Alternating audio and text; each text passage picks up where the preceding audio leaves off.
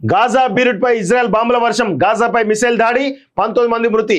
రాత్రంతా బాంబుల మోతో దద్దరిల్లిన Beirut. Israel పైకి హమాస్ రాకెట్ దాడులు, ఇరాన్ కుడ్స్ ఫోర్ చీఫ్ కూడా హతం. ఇజ్రాయెల్ కు వెపన్స్ ఇవ్వద్దన్న మాక్రాన్ పై నెతన్యాహు ఫైర్ అంటూ ఒకరిని చూస్తా ఉన్నాం. సో అర్థమవుతుంది కదా, వాళ్ళ భీకర యుద్ధం జరుగుతూ ఉంది. ఆ భీకర యుద్ధంలో సామాన్యులు పెద్ద ఎత్తున నష్టపోతున్నారు. సో వాళ్ళైతే చాలా క్లారిటీగా ఉన్నారు. ఇజ్రాయెల్ ఈ యొక్క ఉగ్రవాదాన్ని అంతమందించాక మేము వదిలే ప్రసక్తే లేదంటూ వాళ్ళు చాలా స్పష్టంగా ఉన్నట్టు తెలుస్తూ ఉంది.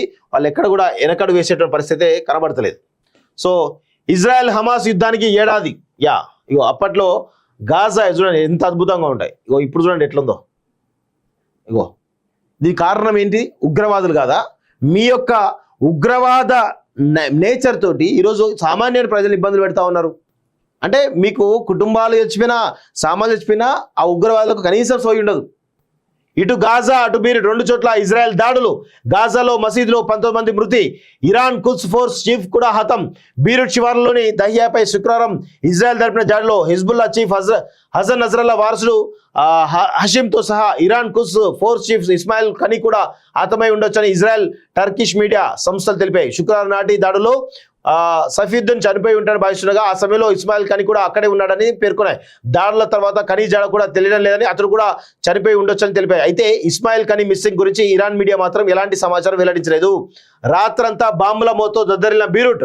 ఇజ్రాయెల్ పైకి హమాస్ రాకెట్ దాడులు, ఇరాన్ కు ఫోర్స్ చీఫ్ కూడా హతం. ఆయుధాలు ఆపేస్తామన్న మాక్రాన్ పై నెతన్యాహు ఫైర్ అంటూ చూస్తున్నాం.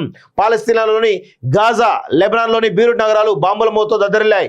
ఆదివారం తెల్లవారుజామున గాజా స్ట్రిప్ లోని డీర్ అల్ బలాగ్ టౌన్ పై ఇజ్రాయెల్ డిఫెన్స్ ఫోర్సెస్ జరిపిన బాంబు దాడిలో ఓ మసీదు నేలమట్టమైంది. ఈ దాడిలో 19 మంది చనిపోయారు. దాడి జరిగిన సమయంలో డీర్ అల్ బలా టౌన్ లో ప్రధాన ఆసుపత్రి సమీపంలో ఉన్న మసీదులో నిరాశ్రయులైన ప్రజలు ఉన్నారని గాజా అధికారులు వెల్లడించారు. ఇదే టౌన్ లో నిరాశ్రయులకు షెల్టర్ గా ఉన్న ఓ స్కూల్ పై కూడా ఇజ్రాయెల్ దాడి చేయగా 7 చనిపోయారని తెలిపారు.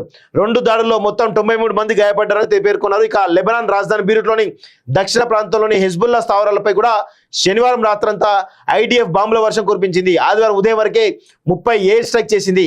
ఇజ్రాయెల్ ఫైటర్ జెట్ల బాంబు దాడులతో దక్షిణ బీరుట్ దద్దరిల్లింది. అనేక చోట్ల బాంబు దాడి తర్వాత వరుస పేలులు చోటు చేసుకున్నాయి.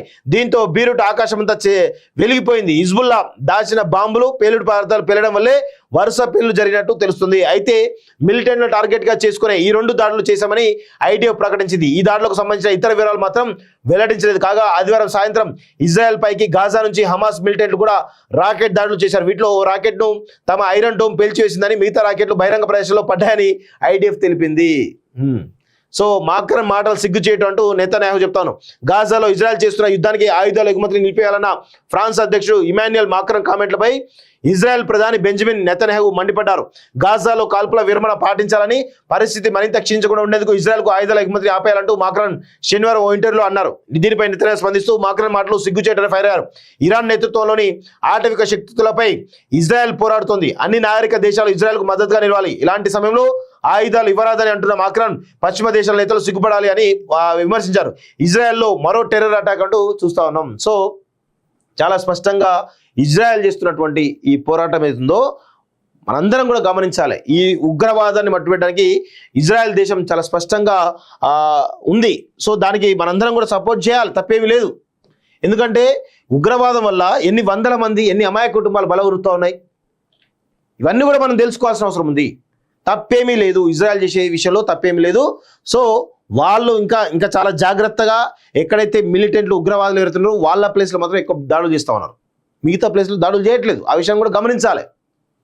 గాజా బీరుట్ పై ఇజ్రాయెల్ బాంబుల వర్షం, గాజాపై మిసైల్ దాడి, 19 మంది మృతి. రాత్రంతా బాంబుల మోతో దద్దరిల్లిన బీరుట్. ఇజ్రాయెల్ పైకి హమాస్ రాకెట్ దాడులు, ఇరాన్ కుడ్స్ ఫోర్స్ చీఫ్ కూడా హతం. ఇజ్రాయెల్ కు వెపన్స్ ఇవ్వద్దన్న మాక్రాన్ పై నెతన్యాహు ఫైర్ అంటూ ఒకరిని చూస్తా ఉన్నాం. సో అర్థమవుతుంది కదా, వాళ్ళ భీకర యుద్ధం జరుగుతూ ఉంది. ఆ భీకర యుద్ధంలో సామాన్యులు పెద్ద ఎత్తున నష్టపోతున్నారు. సో వాళ్ళైతే చాలా క్లారిటీగా ఉన్నారు. ఇజ్రాయెల్ ఈ యొక్క ఉగ్రవాదాన్ని అంతమందించాక మేము వదిలే ప్రసక్తే లేదంటూ వాళ్ళు చాలా స్పష్టంగా ఉన్నట్టు తెలుస్తూ ఉంది. వాళ్ళు ఎక్కడ కూడా వెనకడు వేసేటువంటి పరిస్థితి కనబడతలేదు. సో ఇజ్రాయెల్ హమాస్ యుద్ధానికి ఏడాది. ఇగో అప్పట్లో గాజా చూడండి ఎంత అద్భుతంగా ఉంటాయి. ఇగో ఇప్పుడు చూడండి ఎట్లుందో. ఇగో దీని కారణం ఏంటి? ఉగ్రవాదులు కాదా? మీ యొక్క ఉగ్రవాద నేచర్ తోటి ఈరోజు సామాన్య ప్రజలు ఇబ్బందులు పెడతా ఉన్నారు. అంటే మీకు కుటుంబాలు చచ్చిపోయినా, సామాన్లు చచ్చిపోయినా ఆ ఉగ్రవాదులకు కనీసం సోయి ఉండదు. ఇటు గాజా అటు బీరుట్ రెండు చోట్ల ఇజ్రాయెల్ దాడులు. గాజాలో మసీదులో 19 మంది మృతి. ఇరాన్ కుద్స్ ఫోర్స్ చీఫ్ కూడా హతం. బీరుట్ శివార్లలోని దహియాపై శుక్రవారం ఇజ్రాయెల్ జరిపిన దాడిలో హిజ్బుల్లా చీఫ్ హసన్ నజరల్లా వారసుడు హషీంతో సహా Iran Quds force chief Ismail Qaani కూడా హతమై ఉండొచ్చని ఇజ్రాయెల్ టర్కిష్ మీడియా సంస్థలు తెలిపాయి. శుక్రవారం నాటి దాడిలో సఫీద్దీన్ చనిపోయి ఉంటాడని భావిస్తుండగా ఆ సమయంలో ఇస్మాయిల్ ఖనీ కూడా అక్కడే ఉన్నాడని పేర్కొన్నాయి. దాడుల తర్వాత ఖనీ జాడ కూడా తెలియడం లేదని, అతను కూడా చనిపోయి ఉండొచ్చని తెలిపాయి. అయితే ఇస్మాయిల్ ఖనీ మిస్సింగ్ గురించి ఇరాన్ మీడియా మాత్రం ఎలాంటి సమాచారం వెల్లడించలేదు. రాత్రంతా బాంబుల మోతో దద్దరిల్లిన బీరుట్. ఇజ్రాయెల్ పైకి హమాస్ రాకెట్ దాడులు. ఇరాన్ కు ఫోర్స్ చీఫ్ కూడా హతం. ఆయుధాలు ఆపేస్తామన్న మాక్రన్ పై నెతన్యాహు ఫైర్ అంటూ చూస్తాం.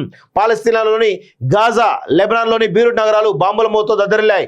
ఆదివారం తెల్లవారుజామున గాజా స్ట్రిప్ లోని డీర్ అల్ బలాగ్ టౌన్ పై ఇజ్రాయెల్ డిఫెన్స్ ఫోర్సెస్ జరిపిన బాంబు దాడిలో ఓ మసీదు నేలమట్టమైంది. ఈ దాడిలో 19 మంది చనిపోయారు. దాడి జరిగిన సమయంలో డీర్ అల్ బలా టౌన్ లో ప్రధాన ఆసుపత్రి సమీపంలో ఉన్న మసీదులో నిరాశ్రయులైన ప్రజలు ఉన్నారని గాజా అధికారులు వెల్లడించారు. ఇదే టౌన్ లో నిరాశ్రయులకు షెల్టర్ గా ఉన్న ఓ స్కూల్ పై కూడా ఇజ్రాయెల్ దాడి చేయగా 7 చనిపోయారని తెలిపారు. 2 దాడుల్లో మొత్తం 93 మంది గాయపడ్డారని పేర్కొన్నారు. ఇక లెబనాన్ రాజధాని బీరుట్లోని దక్షిణ ప్రాంతంలోని హిజ్బుల్లా స్థావరాలపై కూడా శనివారం రాత్రంతా ఐడిఎఫ్ బాంబుల వర్షం కురిపించింది. ఆదివారం ఉదయం వరకే 30 ఎయిర్ స్ట్రైక్ చేసింది. ఇజ్రాయెల్ ఫైటర్ జెట్ల బాంబు దాడులతో దక్షిణ బీరుట్ దద్దరిల్లింది. అనేక చోట్ల బాంబు దాడి తర్వాత వరుస పేలులు చోటు చేసుకున్నాయి. దీంతో బీరుట్ ఆకాశమంతా వెలిగిపోయింది. హిజ్బుల్లా దాచిన బాంబులు, పేలుడు పదార్థాలు పేలడం వల్లే వరుస పేలులు జరిగినట్టు తెలుస్తుంది. అయితే మిలిటెంట్ను టార్గెట్ గా చేసుకునే ఈ 2 దాడులు చేశామని ఐడిఎఫ్ ప్రకటించింది. ఈ దాడులకు సంబంధించిన ఇతర వివరాలు మాత్రం వెల్లడించలేదు. కాగా ఆదివారం సాయంత్రం ఇజ్రాయెల్ పైకి గాజా నుంచి హమాస్ మిలిటెంట్లు కూడా రాకెట్ దాడులు చేశారు. వీటిలో ఓ రాకెట్ ను తమ ఐరన్ డోమ్ పేల్చివేసిందని, మిగతా రాకెట్లు బహిరంగ ప్రదేశంలో పడ్డాయని ఐడిఎఫ్ తెలిపింది. సో మాక్రన్ మాటలు సిగ్గు చేయటం అంటూ నెతన్యాహు చెప్తాను. గాజాలో ఇజ్రాయెల్ చేస్తున్న యుద్ధానికి ఆయుధాల ఎగుమతిని నిలిపేయాలన్న ఫ్రాన్స్ అధ్యక్షుడు ఇమాన్యుయల్ మాక్రన్ కామెంట్లపై ఇజ్రాయెల్ ప్రధాని బెంజమిన్ నెతన్యాహు మండిపడ్డారు. గాజాలో కాల్పుల విరమణ పాటించాలని, పరిస్థితి మరింత క్షీణించకుండా ఉండేందుకు ఇజ్రాయెల్కు ఆయుధాల ఎగుమతిని ఆపేయాలంటూ మాక్రన్ శనివారం ఓ ఇంటర్వ్యూలో అన్నారు. దీనిపై నెతన్యాహు స్పందిస్తూ మాక్రన్ మాటలు సిగ్గుచేటని ఫైర్ అయ్యారు. ఇరాన్ నేతృత్వంలోని ఆటవిక శక్తులపై ఇజ్రాయెల్ పోరాడుతోంది. అన్ని నాగరిక దేశాలు ఇజ్రాయెల్కు మద్దతుగా నిలవాలి. ఇలాంటి సమయంలో ఆయుధాలు ఇవ్వరాదని అంటున్న మాక్రన్ పశ్చిమ దేశాల నేతలు సిగ్గుపడాలి అని విమర్శించారు. ఇజ్రాయెల్లో మరో టెర్రర్ అటాక్ అంటూ చూస్తా ఉన్నాం. సో చాలా స్పష్టంగా ఇజ్రాయెల్ చేస్తున్నటువంటి ఈ పోరాటం ఏతుందో మనందరం కూడా గమనించాలి. ఈ ఉగ్రవాదాన్ని మట్టుపెట్టడానికి ఇజ్రాయెల్ దేశం చాలా స్పష్టంగా ఉంది. సో దానికి మనందరం కూడా సపోర్ట్ చేయాలి, తప్పేమీ లేదు. ఎందుకంటే ఉగ్రవాదం వల్ల ఎన్ని వందల మంది, ఎన్ని అమాయక కుటుంబాలు బలవురుతూ ఉన్నాయి. ఇవన్నీ కూడా మనం తెలుసుకోవాల్సిన అవసరం ఉంది. తప్పేమీ లేదు, ఇజ్రాయెల్ చేసే విషయంలో తప్పేమీ లేదు. సో వాళ్ళు ఇంకా చాలా జాగ్రత్తగా ఎక్కడైతే మిలిటెంట్లు ఉగ్రవాదులు ఎడుతున్నారో వాళ్ళ ప్లేస్లో మాత్రం ఎక్కువ దాడులు చేస్తూ ఉన్నారు. మిగతా ప్లేస్లో దాడులు చేయట్లేదు. ఆ విషయం కూడా గమనించాలి.